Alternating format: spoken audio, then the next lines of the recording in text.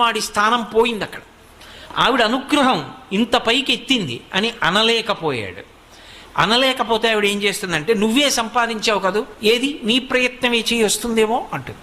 ఇప్పుడు సిరిదా వచ్చిన వచ్చును సలలితముగ నారికేళ సలిలము భంగిన్ సిరిదా పోయిన పోవును కరివెంగిన వెలగపండు కరణిని సుమతి. అప్పుడు బుద్ధి చెప్తుంది.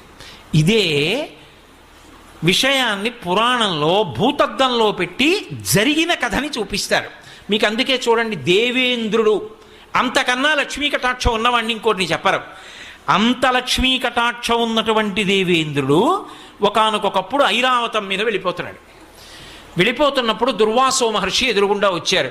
మహానుభావుడైన గొప్ప ఉపాసకుడు, తెల్లవారి లేస్తే భగవంతుణ్ణి అర్చించగలిగినవాడు, భగవంతుని యొక్క అనుగ్రహానికి పాత్రుడైనవాడు.